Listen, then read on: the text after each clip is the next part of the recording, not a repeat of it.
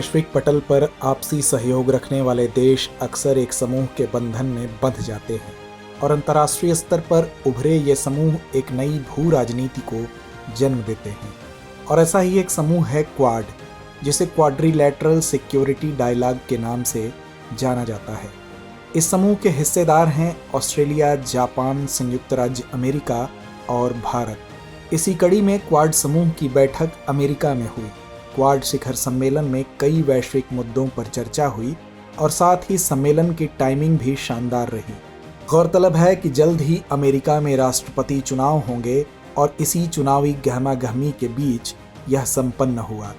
ऐसे में प्रश्न उठना लाजमी है कि वैश्विक स्तर पर क्वाड समूह की क्या प्रासंगिकता है, साथ ही यह समूह किस प्रकार वैश्विक भू राजनीति को प्रभावित करता है। तो चलिए व्यूअर्स, आज के इस एपिसोड में हम इन्हीं सवालों के जवाब तलाशेंगे। तो चलिए करते हैं चर्चा की शुरुआत। साल 2004 में हिंद महासागर में आई सुनामी से वैश्विक पटल पर हृदय विदारक मंजर सामने आए। तब दुनिया के 4 अलग अलग कोनों में बसे देश भारत, अमेरिका, जापान और ऑस्ट्रेलिया प्रभावित देशों की मदद के लिए आगे आए। इस राहत और बचाव के प्रयास में ये देश एक साथ आ गए। हालांकि क्वाड समूह की नींव रखने का श्रेय जापान के पूर्व प्रधानमंत्री शिंजो आबे को जाता है, जिनके प्रयास से साल 2007 में मनीला में इन चारों देशों की पहली अनौपचारिक बैठक वरिष्ठ अधिकारियों के स्तर पर आयोजित की गई। वहीं ठीक 10 साल बाद साल 2017 में आसियान शिखर सम्मेलन के दौरान भारत, ऑस्ट्रेलिया, जापान, अमेरिका संवाद के साथ क्वाड वापस अस्तित्व में आया। वहीं ऐसा माना जाता है कि इंडो पैसिफिक रीजन में चीन के दबदबे को कम करने के लिए इन 4 देशों ने इस समूह का गठन किया है।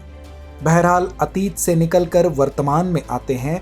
मौजूदा समय में जहां विश्व कई धड़ों में बटा हुआ है, तो वहीं दूसरी तरफ क्वाड एक ऐसा संगठन है जिसमें वैश्विक शक्ति और भावी आर्थिक शक्तियों का समावेशन है, जो इस ग्रुप को और भी मजबूती प्रदान करता है। गौरतलब है कि यह कूटनीतिक साझेदारी का एक अनौपचारिक रणनीतिक मंच है, जो एक खुले, स्थिर और समृद्ध इंडो पैसिफिक का समर्थन करने के लिए प्रतिबद्ध है। वहीं वैश्विक पटल पर इस संगठन की प्रासंगिकता यह आंकड़े दर्शाते हैं, जिनके मुताबिक क्वाड देशों में लगभग 1.9 बिलियन लोग, या यूं कहें कि दुनिया की तकरीबन 24% आबादी निवास करती है। इसके साथ ही यह समूह विश्व की जीडीपी का तकरीबन 35% और वैश्विक व्यापार का लगभग 18% प्रतिनिधित्व करता है।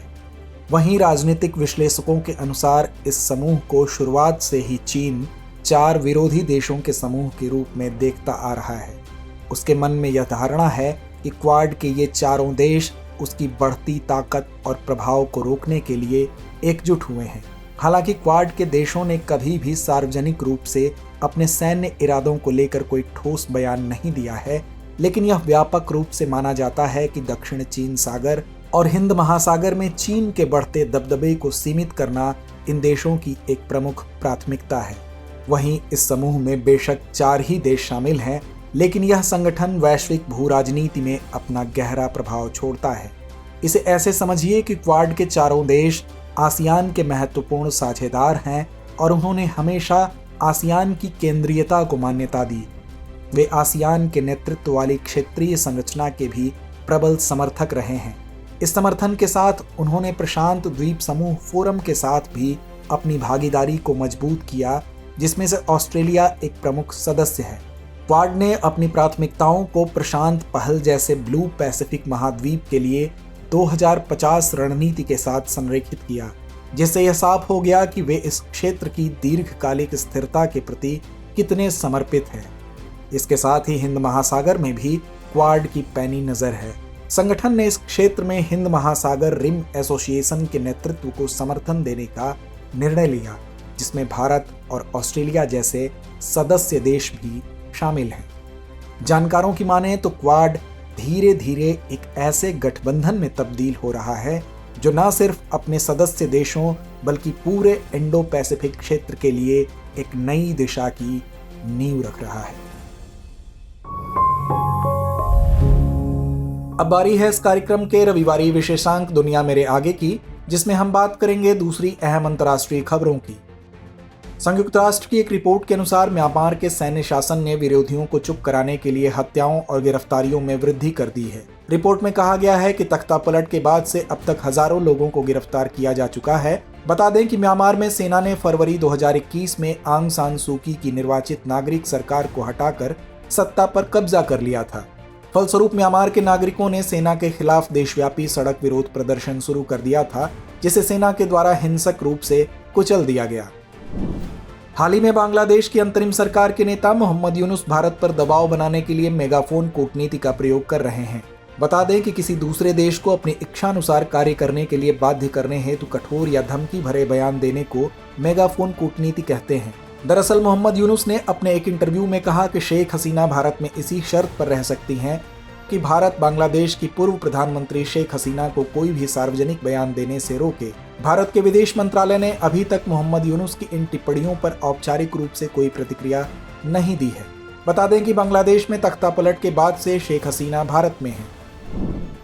हाल ही में लेबनान और सीरिया में हिजबुल्लाह के सैकड़ों सदस्यों द्वारा इस्तेमाल किए गए पेजर्स में विस्फोट हुए। पेजर्स विस्फोट की श्रृंखला में एक के बाद एक कई विस्फोट हुए। इस श्रृंखला में कई लोगों की मृत्यु हो गई और कई हजार लोग घायल हो गए हैं।